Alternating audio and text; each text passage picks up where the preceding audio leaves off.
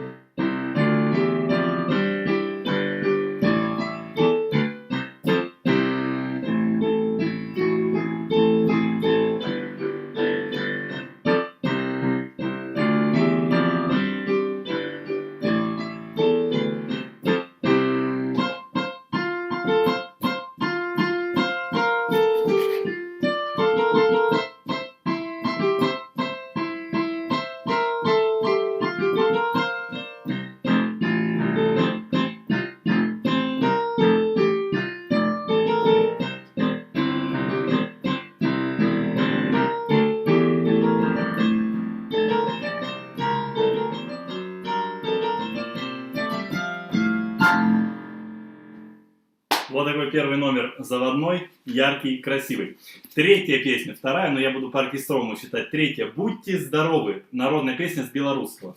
«Будьте здоровы, живите богато, а мы уезжаем до дому до хаты. Мы славно гуляли на празднике вашем, нигде не видали мы праздника краше. Как в вашем колхозе широкое поле, пускай же для счастья цветет ваша доля. Пусть будут на речках да светлые воды, пусть плавают в речках гусей хороводы. Желаем, чтоб каждый как надо трудился, чтоб двор от скотины от разной ломился, чтоб лошади были сильны и красивы, чтоб куры вазами яйца носили». Вот это гениально, да? Но такой текст, музыка, ну феноменально. «Чтоб ели вы сладко, варили вы вкусно, ботвинью, картошку, горох и капусту, чтоб на поле жито дружней колосилось, чтоб сало в кладовке все время водилось, чтоб в печке горячей шипела бы шкварка, а к ней, если надо, нашлась бы и чарка. Чтоб к вам приезжали желанные гости, чтоб люди на вас не имели бы злости. Еще пожелать вам немного осталось, чтоб в год по ребенку у вас прибавлялось, а если по счастью и двое прибудет, никто вас не спросит, никто не осудит. Пусть к вашему дому, путь к вашему дому мы знаем прекрасно, и вас обещаем наведывать часто. То просто заедем, а то к октябринам внесем каравай да по две осьмин». Абсолютно феноменально. Ну, за такой текст я сейчас буду где-то останавливаться. Покажу. Это вам не Малер.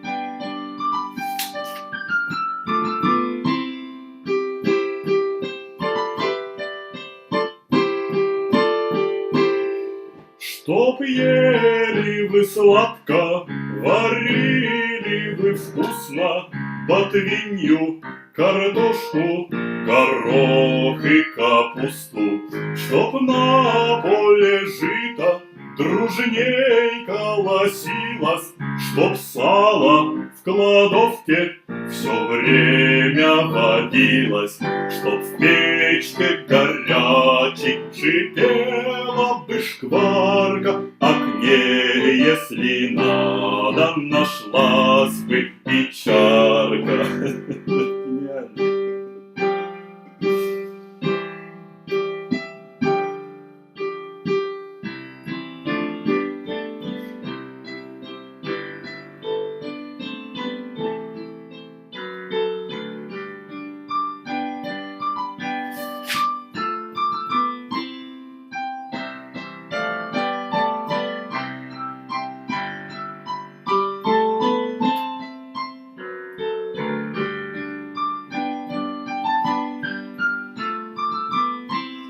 А если по счастью и двое прибудет, про детей никто вас не спросит, никто не осудит. Путь к вашему дому мы знаем прекрасно и вас обещаем наведывать часто. То просто заедем, а то к октябринам.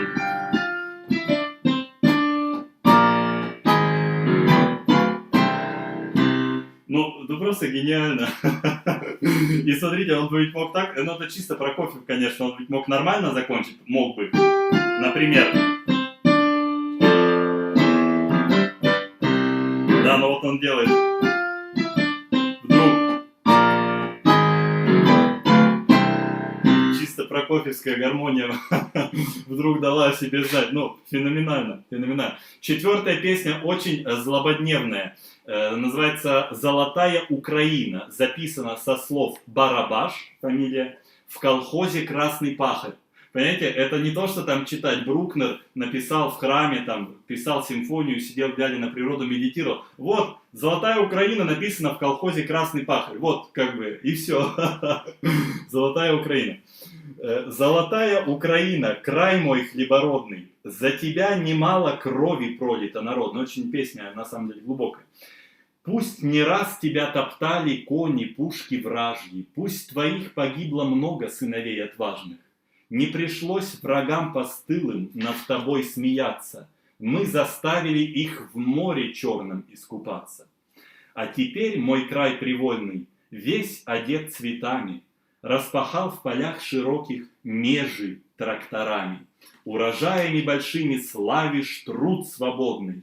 Золотая Украина, край мой хлебородный. Гениально. Ну, слова. Просто меня это очень вдохновляет всегда. И Шостакович, я обожаю эти вторые и третьи симфонии, когда вот такой текст на полном серьезе написан. Вот здесь я считаю искренне. Вот Прокофьев сам говорил, что искренне писал это. Вот когда мы дойдем до Сталина, там, конечно, вопрос будет, да? Но вот здесь вот слова, где это? Распахал в полях широких межи тракторами, урожаями большими, славишь труд свободный. Золотая Украина, край мой хлебородный. Гениально. Поехали.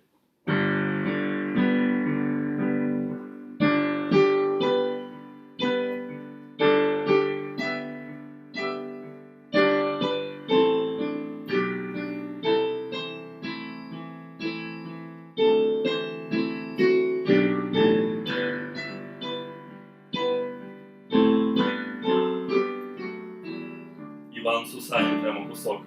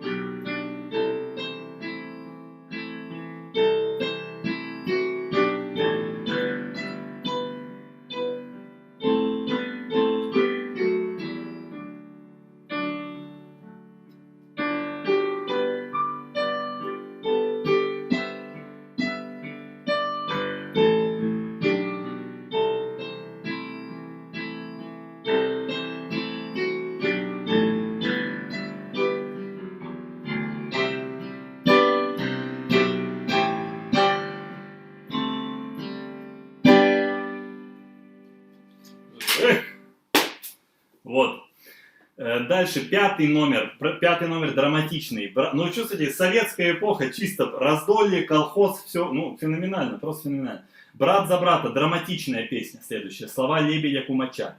Над лесом туман подымался седой, и тучи закрыли луну. На дальней границе боец молодой погиб за родную страну. Товарищи пишут в далекий колхоз о жизни и смерти бойца, и старая мать захлебнулась от слез, и руки дрожат у отца. Не плачьте о нем, он погиб как герой, не бросив поста своего. Вечерней порой под высокой горой бойцы схоронили его. Печальная весть, как суровый набат, прошла по колхозным дворам. И вышел героя погибшего брат, и так он сказал землякам. Любимого брата убили в бою, нас 3 сынов у отца, и каждый за землю родную свою готов постоять до конца. Клянусь я за брата врагу отомстить, пишите наркому письмо, и к службе досрочной меня допустить, всем миром просите его. Над лесом туман подымался седой, дозор за кустами притих. На дальней заставе боец молодой один задержал 4. Вот такое трогательное стихотворение, и очень драматично оно положено на музыку.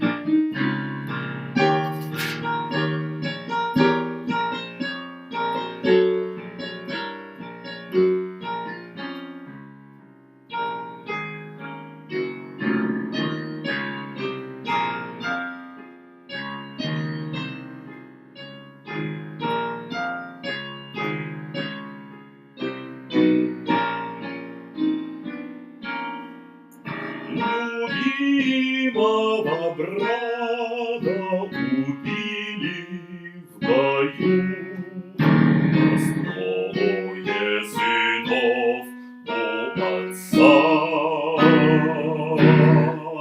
и каждый за землю родную свою готов постоять до конца.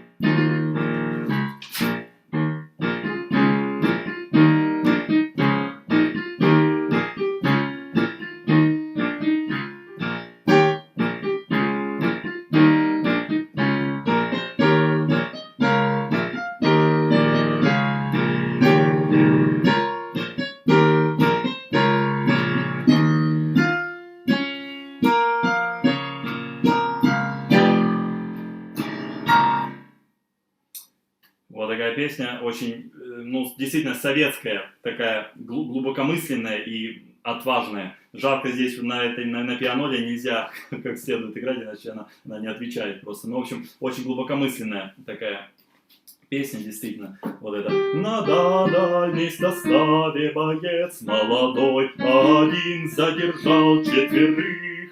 На дальней границе боец молодой один задержал четверых. Так, ну, патетичные такие слова. Дальше в качестве контраста идет песня номер 6. Приближаемся мы к серединке колоссальной. На слова Антона Пришельца. Ну, тоже раздолье колхоз. Тут так часто используется слово колхоз, что это не может не вызывать умиления. Просто колхоз гениально звучит на музыке. Колхоз, трактор, ботвинья, горох, капуста, картошка. Феноменально, особенно после, знаете, после Шуберта, после Брукнера. Много в республике дальних дорог, много краев непочатых. Девушки едут на Дальний Восток. Лучшие наши девчата. Вот о чем надо музыку писать.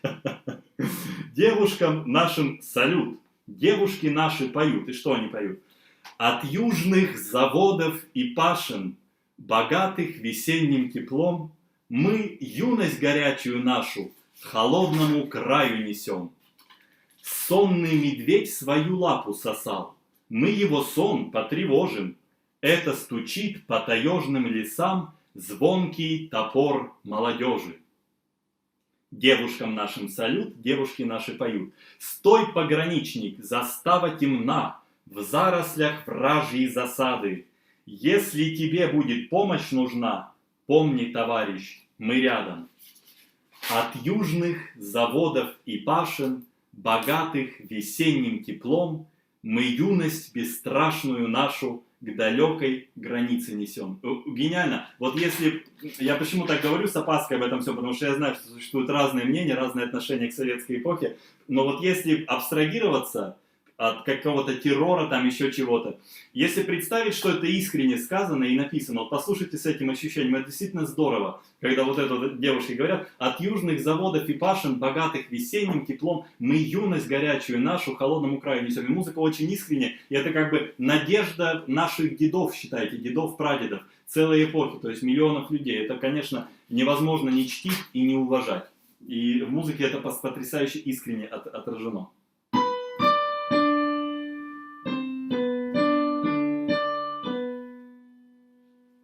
Пошла тема. Много в республике дальних дорог, много краев непочатых.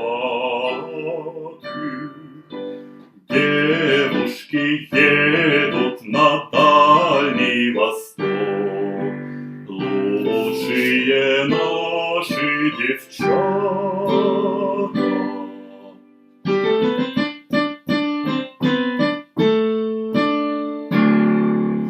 Девушкам нашим салют.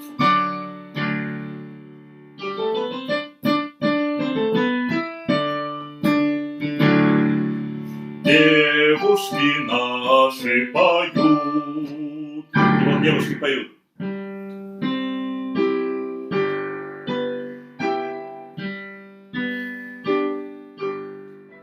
От южных заводов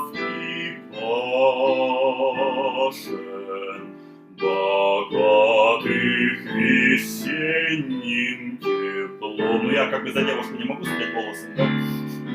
Мы юность горячую нашу холодному краю несем. Сонный медведь. Медведь свою лапу сосал, мы его сон потревожим. Это стучит по таежным лесам звонкий топор молодежи.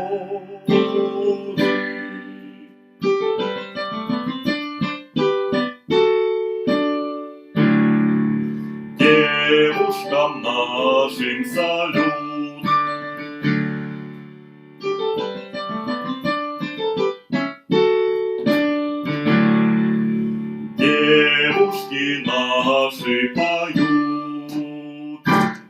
опять от южных заводов сейчас пойдет. И Паша.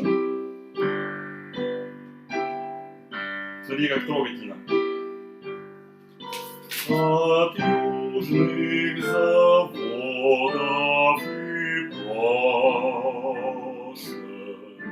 богатых весенним теплом. Мы юность бесстрашную нашу к далекой границе несем.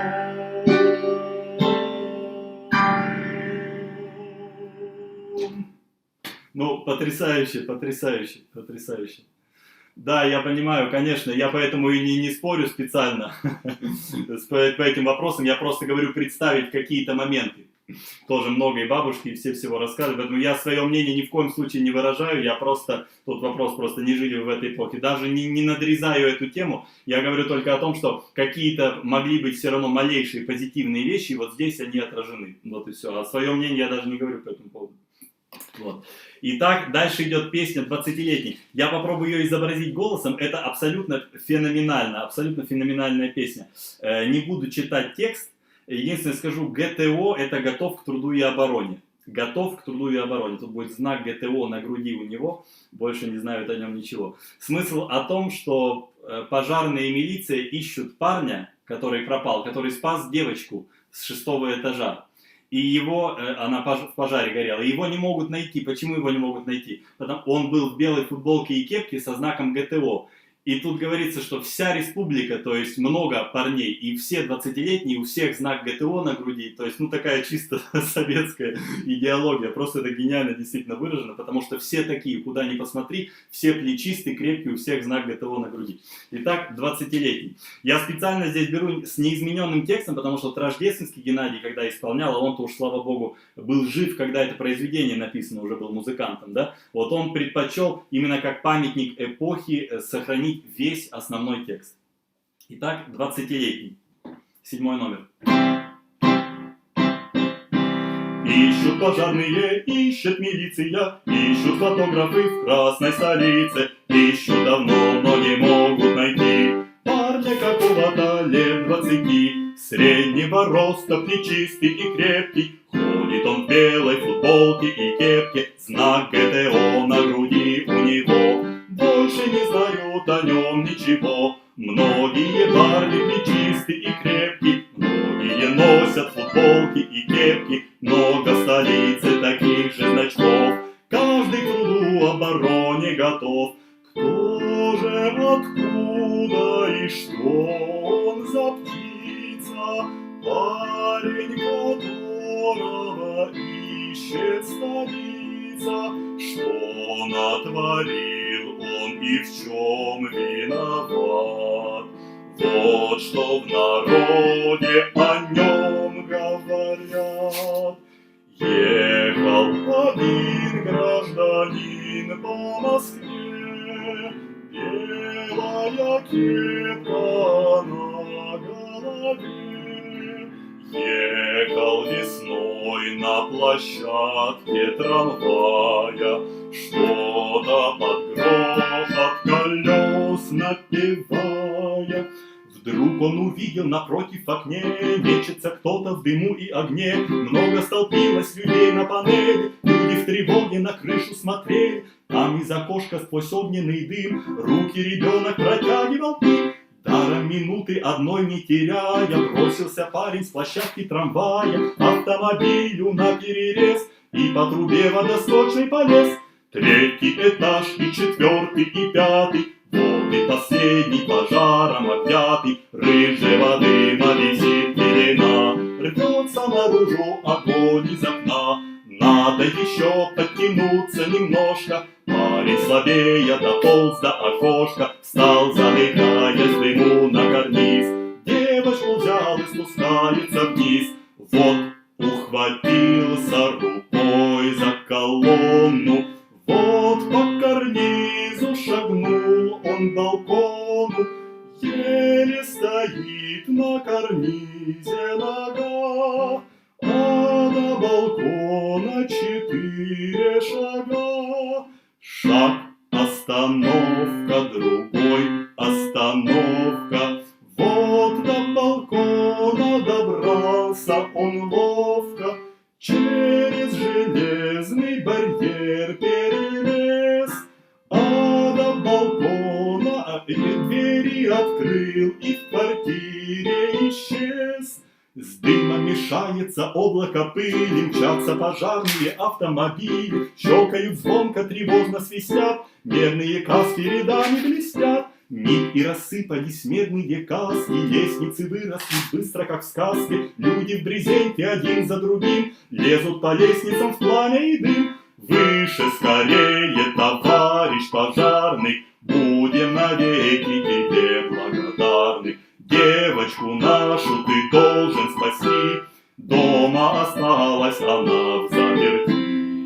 Нет, отвечают пожарные дружно, девочка в здании не обнаружена. Все этажи мы сейчас обошли, но никого до сих пор не нашли. Вдруг из ворот обгоревшего дома вышел один гражданин незнакомый, рыжий от ржавчины, весь в синяках. Девочку крепко держал он в руках. Женщина дочку схватила, рыдая. Парень вскочил на площадку трамвая. Щеки и шею он вытер платком, что-то запел и пропал за углом. И вот почему ищут пожарные, ищет милиция, ищут фотографы в красной столице, ищут давно, но не могут найти парня какого-то лет 20, среднего роста, плечистый и крепкий. Ходит он в белой футболке и кепке, знак ГТО на груди у него. Больше не знают о нем ничего. Многие парни плечистые и крепкие, многие ходят в футболке и кепке, много в столице таких же значков. К славному подвигу каждый готов. Вот, совершенно феноменальная песня, вы понимаете, в конце. То есть вот женщина дочку схватила, рыдая, парень вскочил на подножку трамвая, щеки и шею он вытер платком, что-то запел и пропал за углом. То есть идеология советская, я не даю никаких оценок. И дальше вот ищут пожарные, ищут милиция, ищут фотографы в красной столице, ищут давно, но не могут найти парня, которого какого-то лет 20. Среднего роста, плечистый и крепкий, ходит он в белой футболке и кепке, знак ГТО на груди на него. Больше не знают о нем ничего, но многие парни, плечистые и крепкие, многие носят футболки и кепки, много в столице таких же значков, к славному подвигу каждый готов. Абсолютно феноменально.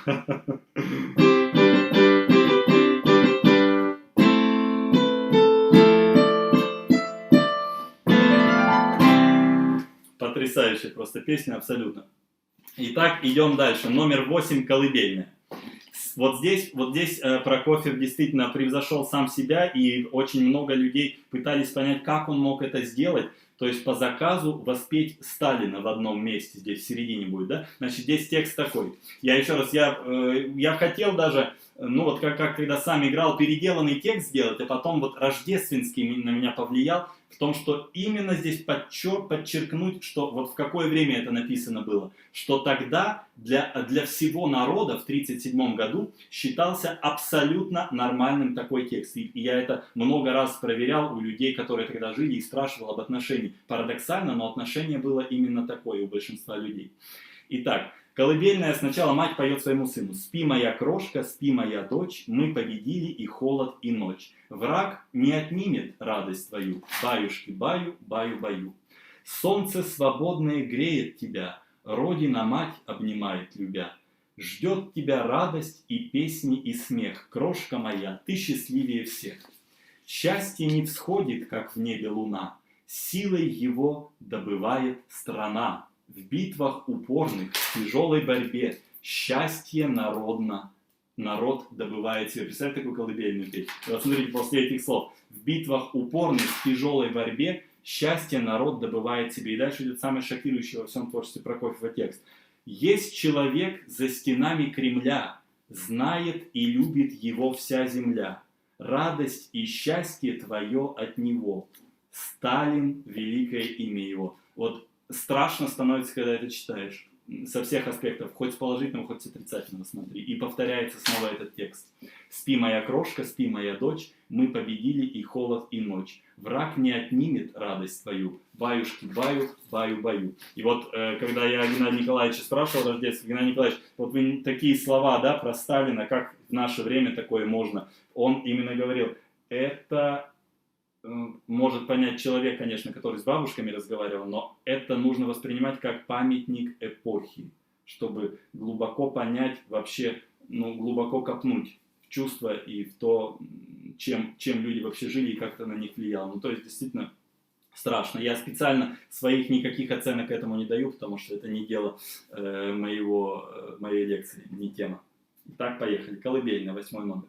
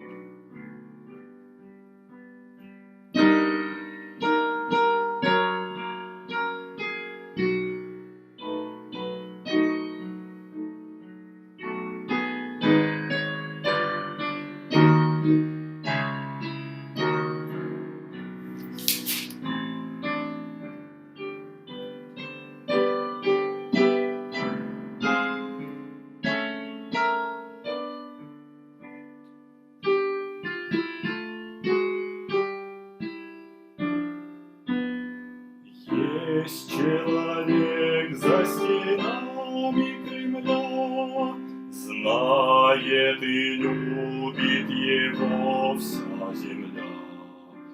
Радость и счастье твое от него, Сталин, великое имя его.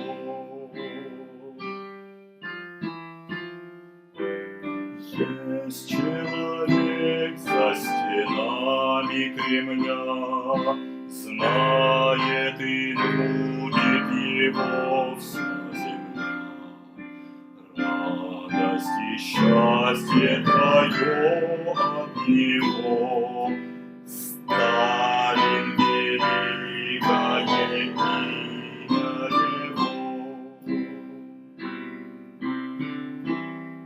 Как Прокофьев мог решиться на это? Вот это вопрос у всех. Как Прокофьев мог такое позволить? Никто из композиторов, все бы считали себя проклятыми за подобное, то, что сделал Прокофьев.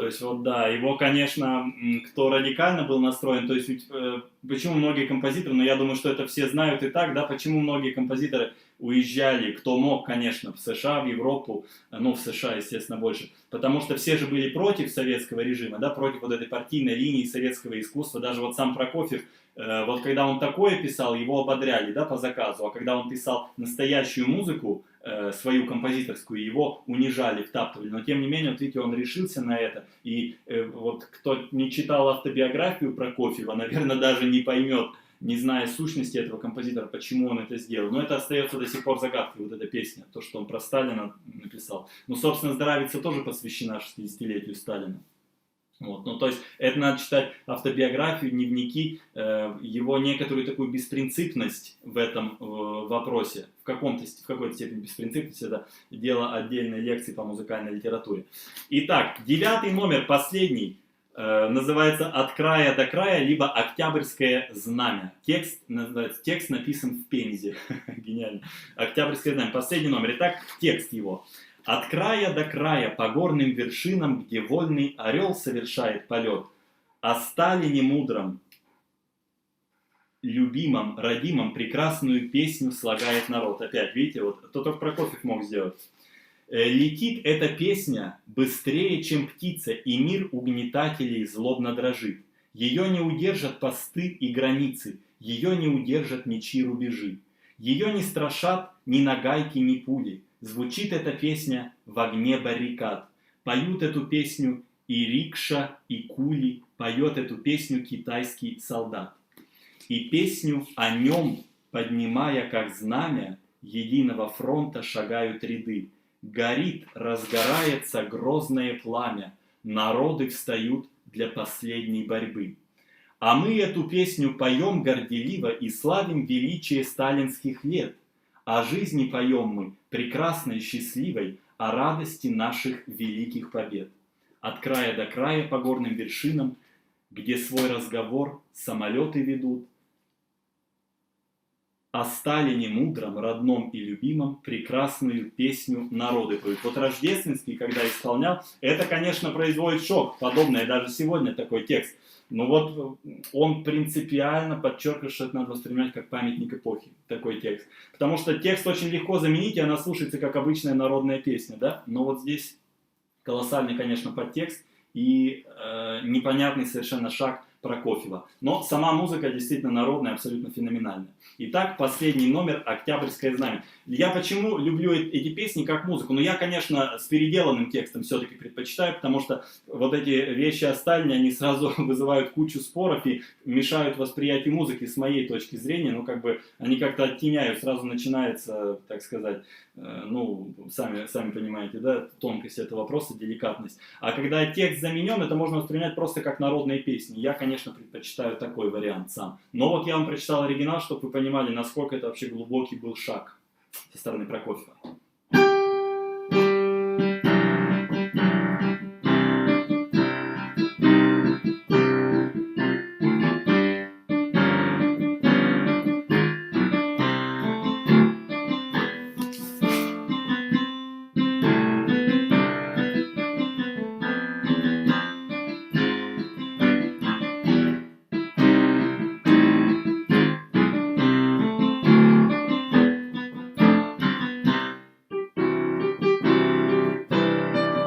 Чистый Прокофьев.